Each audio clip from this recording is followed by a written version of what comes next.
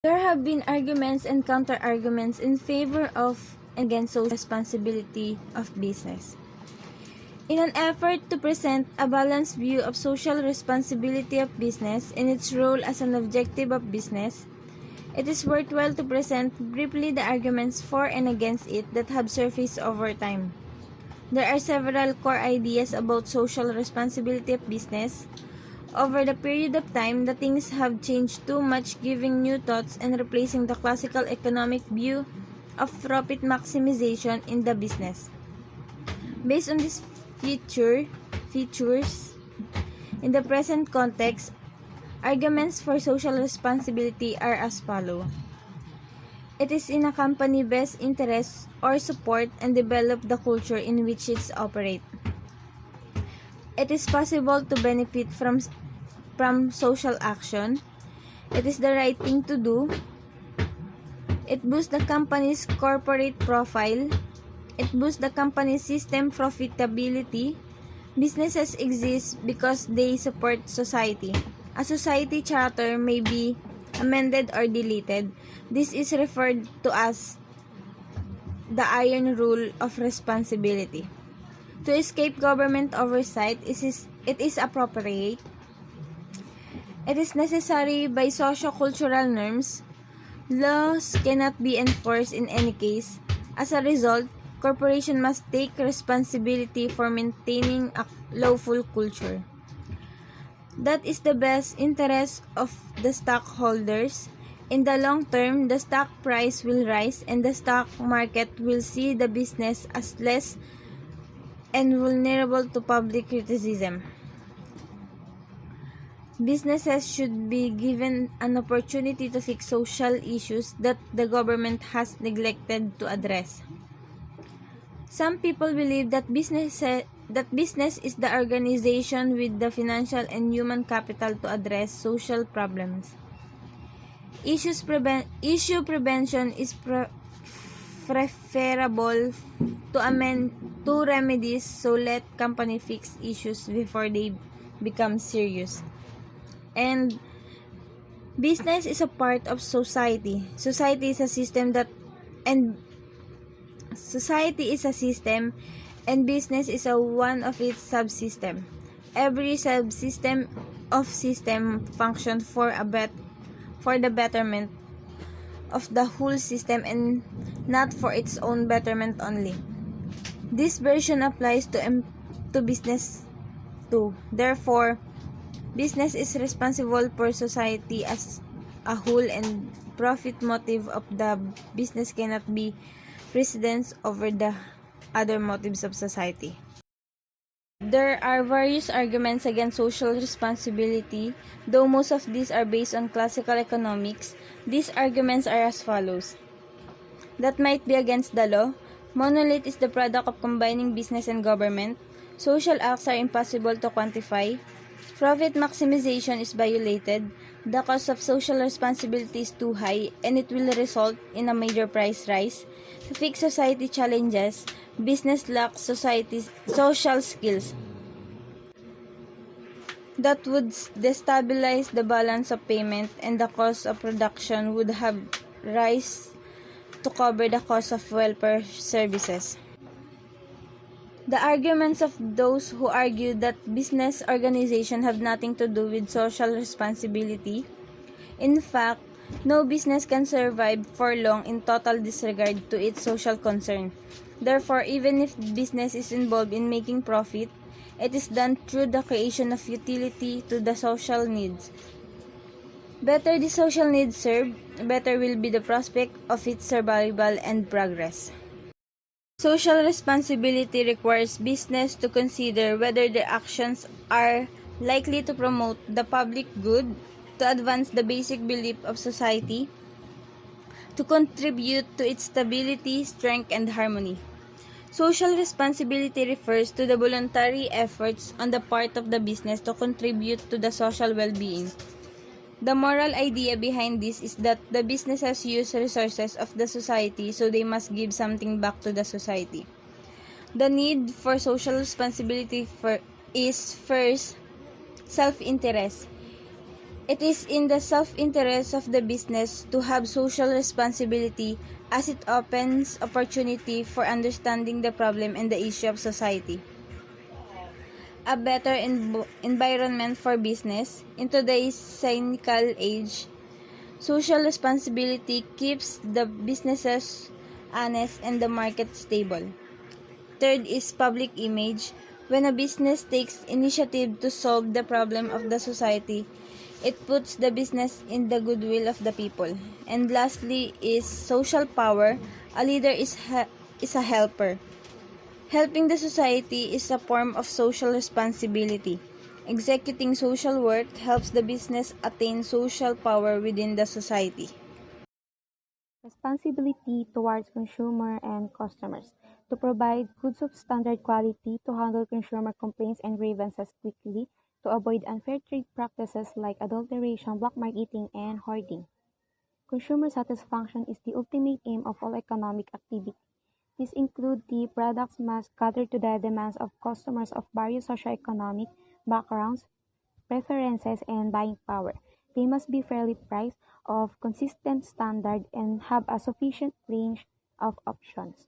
Following the selling of such products, after sales service is required to ensure advice, guidance, and maintenance.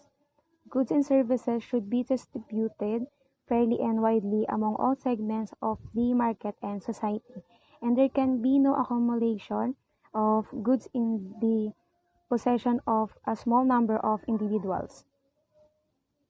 Consumers' interests are thus protected to some extent with law and pressure of organized consumer groups. Management should anticipate these developments, satisfy consumer needs, and protected consumer interests. Responsibility towards consumers, avoid misleading advertisement, avoid adulteration, after-sales services, product according to taste and preferences, goods availability at nearest points, regular supply, avoid unfair trade practices. Next is responsibility towards employees.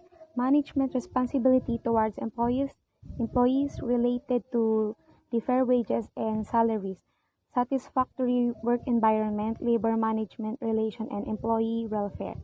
Fair wages should be fixed in the light of labor productivity, the prevailing wages rates in the same of neighboring areas, and relative importance of jobs.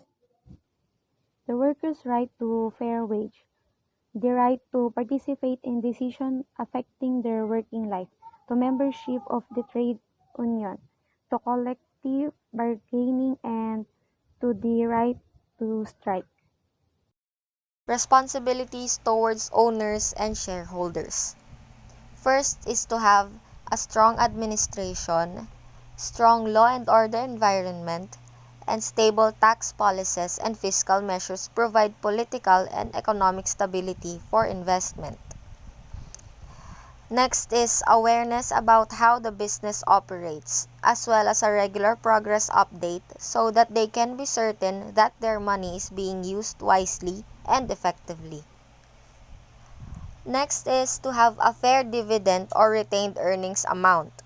And lastly, profiteering, black selling, supply cornering, and illegal labor practices are also forbidden by law. Responsibilities towards interbusiness. A stable cooperative trading partnership between various firms is one of the social obligations of business. Things like price rigging, undercutting, patronage, unfair canvassing, supply of substandard goods, spreading false rumors or statements about the rival's product, and causing labor troubles for the competitor's industry is prohibited. Responsibilities towards state.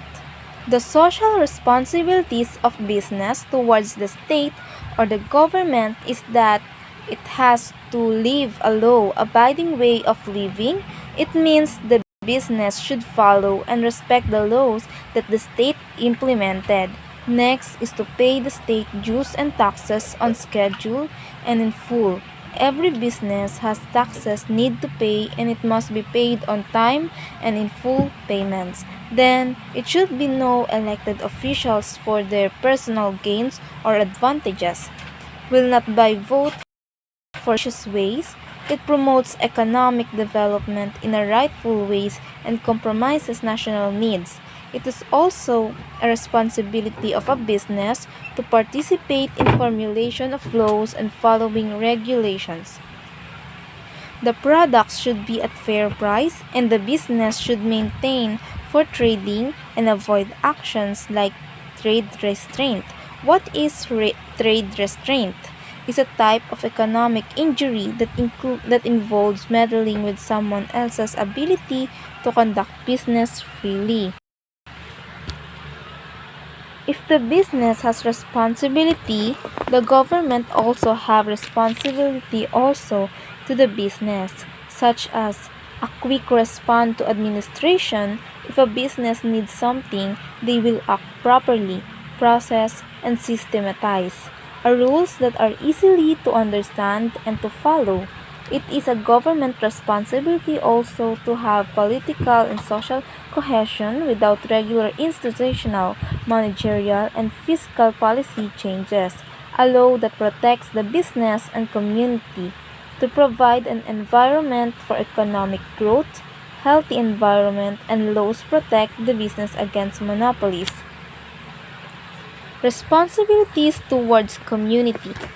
The company the companies should contribute to community health and do its responsibility since society also helps the companies. The following areas of responsibility to community health are in the field of industry.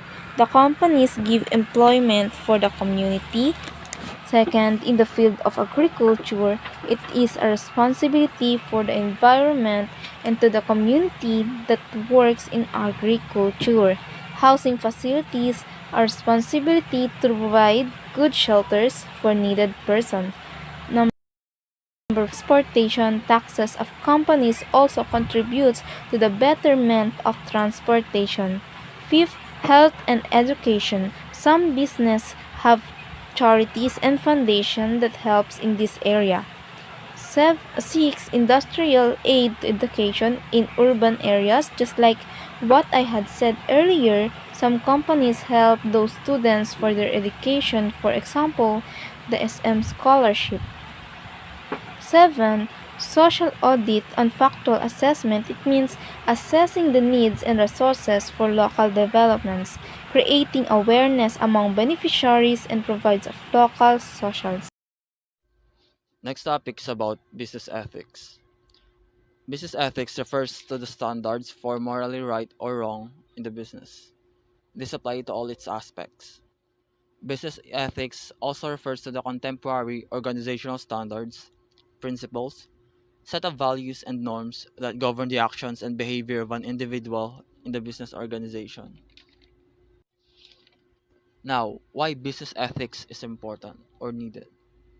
First is that it improves business reputation. A business with good reputation is more likely to succeed, and a business that follows or have ethics have more people that are willing to work with them because they build a trust and integrity. Next is customer satisfaction and trust. Trust and satisfied customers are few results when a business follows ethics. They gave the customers quality products or services but at a reasonable and or affordable price. It also means that they treat their customers fairly. Next is better relation with employees. Employees are an important part of business, and making sure that they are treated fairly and being compensated for their good working behavior will not only increase the business profits but also achieve the business goals and increase in productivity because the employees are in a safe and non-toxic environment. Next is control business malpractices. Business ethics provides standards that influence the business operation. This is to make sure that the business won't take advantage or indulge in any unfair practices like misleading advertisement. Lastly is the protection of society and environment. Businesses must ensure that they are not only after profit, but also care to the society, where they sell their goods and services, and also care for the environment, where they get their resources. Businesses must give the society reasonable prices for the goods and services that they offer, while for the environment, the businesses must not damage the natural environment. Law is a compilation of basic laws that have been widely written, universally adopted, and often applied. As a result, law is a collection of laws developed by society to regulate social behavior. These laws are frequently nuanced, often redundant, and often evolving. Laws are often pessimistic commandments, while ethical values are most often positive. The ethical principles in a culture are largely overlapped by legal codes, but they do not negate them. Most people believe law to be a branch of ethics. Furthermore, procedural laws tend to fall behind a society obvious ethical principle. The difference between law and ethics is due to legal systems development process. Each person has a collection of norms, convictions, and values that define his or her moral principles, which are based on emotional rather than logical thought. Specific norms, principles, beliefs in communities and culture interact with those of others to shape social values, norms and beliefs, and finally, ethics. The method of shaping legislation is both social and democratic. It is often more like a political than a social mechanism. This is the fundamental explanation for the discrepancy between law and ethics. Law, on the other hand, is a driving factor in ethics. So, business ethics and the law. In business owners are likely to encounter situations that will put them into making ethical decisions they have never considered before. This is where business ethics and the law will serve them. So, business ethics and law are areas developed to address moral concerns of organization. Business ethics is the applied ethics of discipline that addresses the moral picture of commercial activity, while law is a compilation of basic laws that have been widely written, universally adopted, and often applied. But in business, law simply is a branch of law that deals with all things in business like contracts, sales, and employee management. It is designed to do the right thing or prevent an ethical wrong. Both ethics and law plays a huge part in the way organization may treat those who work for them and their customers. It deals with ethical and legal concern like hiring and firing, what kind of work environment they may expect, and how they treat their customer. So basically, business law serves as a way to maintain order among businesses. They protect the rights of the company and of the people who work there, as well as help to establish a certain standard for how things should be run. While business ethics is the study of appropriate business policies and practices regarding potentially controversial subjects including corporate governance, insider trading, bribery, discrimination, and corporate social responsibility. The law often guides business ethics, but at other times, business ethics provide a basic guideline that businesses can choose to follow to gain public approval. There are five scope of business ethics, which is first, ethics and compliance. Compliance is about obeying and adhering to rules and authority. The motivation for being compliant could be to do the right thing out of the fear of being caught rather than a desire to be abiding by the law. An ethical climate in an organization ensures that compliance with law is fueled by a desire to abide the laws. Organizations that value high ethics comply with the laws not only in letter but go beyond what is stipulated or expected of them. Second is ethics in finance.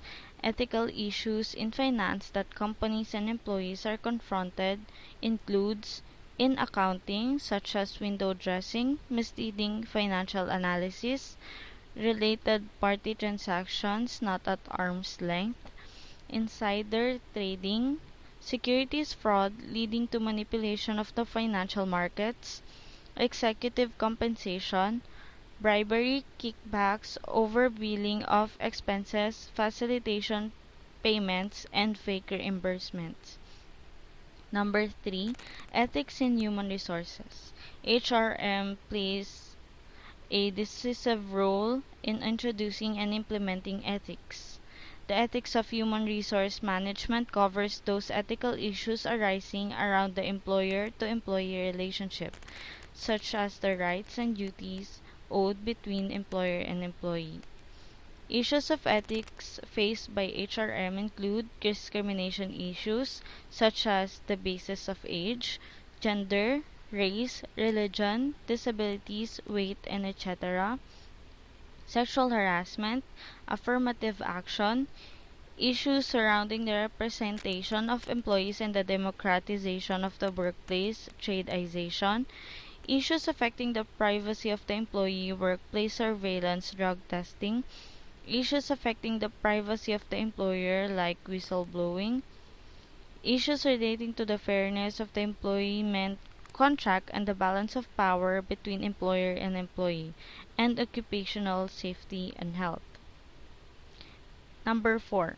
Ethics in marketing. Marketing ethics is the area of applied ethics which deals with the moral principles behind the operation and regulation of marketing. Those issues are pricing, which is price fixing, price discrimination, and price skimming.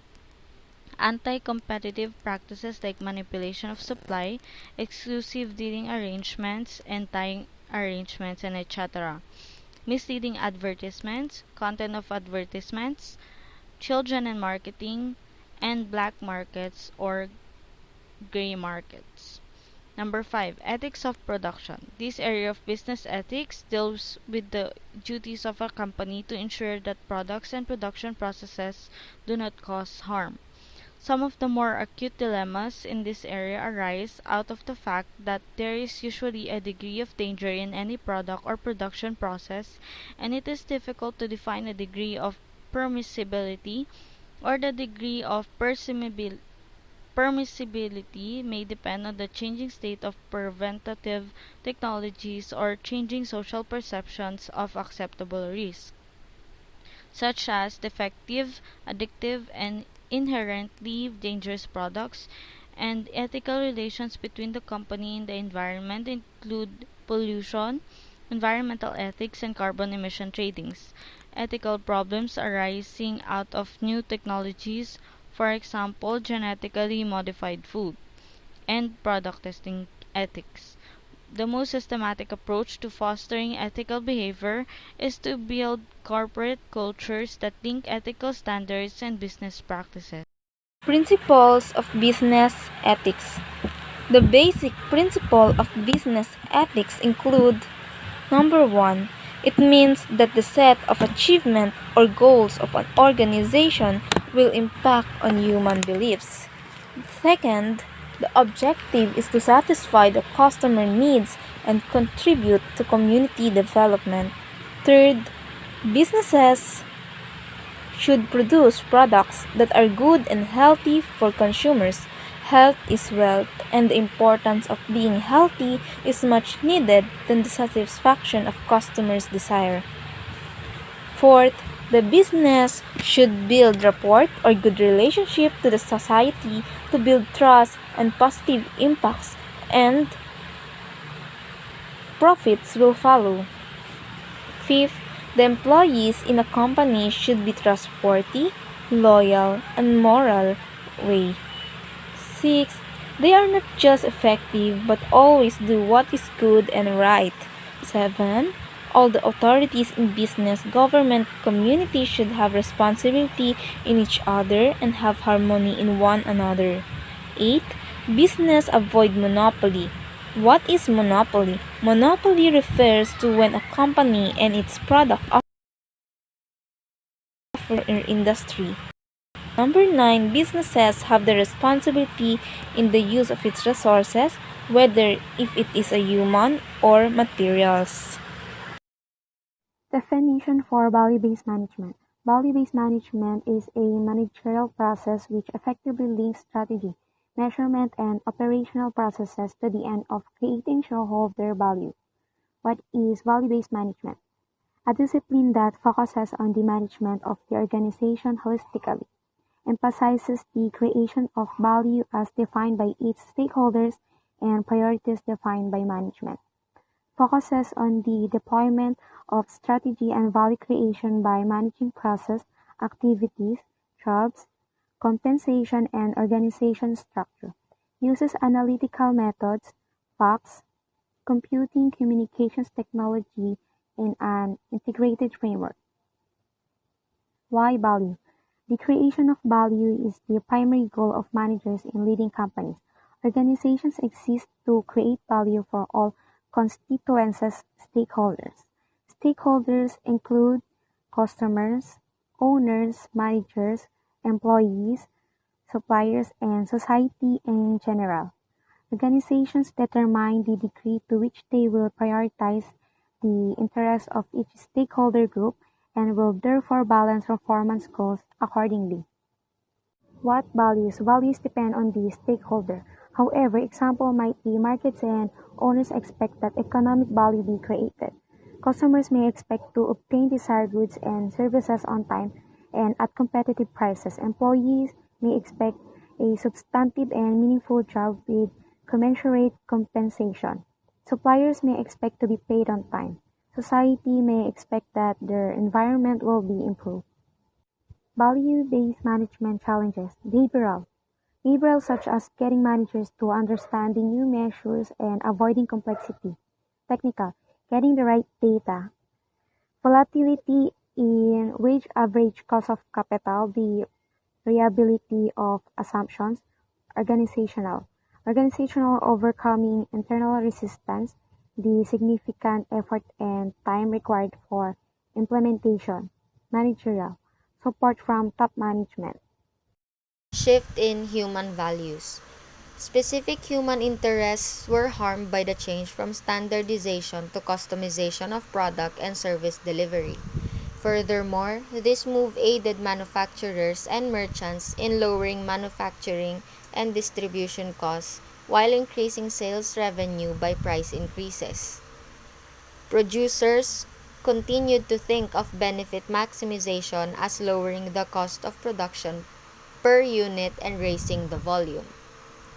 As a part of this process, business people started to put a stronger focus on economic values rather than human values. As a result, the profit through human service paradigm gave way to profit by any means. Next is poverty versus humanistic or humanity. Humanity or humanistic thinkers believe in science as a way people can achieve their greatest potential. This is also called humanism.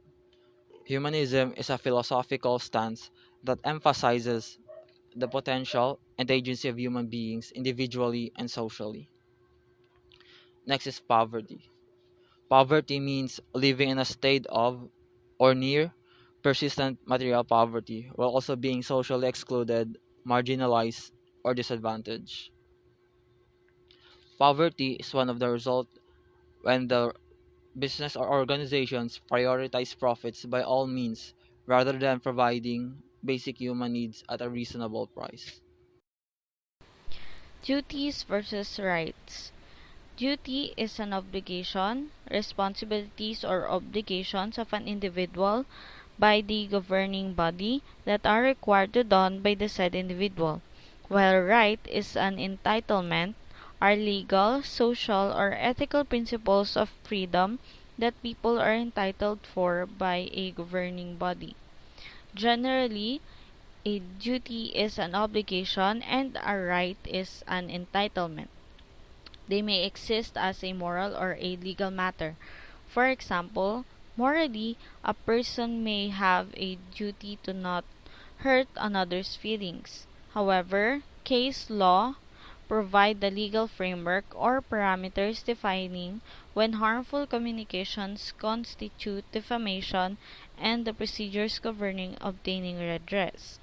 Rights may also exist on a moral or legal matter. For example, an employee has a moral right to be treated with appreciation and respect by an employer. Employment and discrimination laws provide the legal framework defining an employee's rights to freedom from being disadvantaged by an employer's discriminatory intent based on certain grounds such as age, sex, handicap, or religion. A moral right cannot be the basis for seeking relief through the legal system. There must be a law treating a right before that right can be enforced through the legal system. That is all. Thank you for listening. Have a nice day.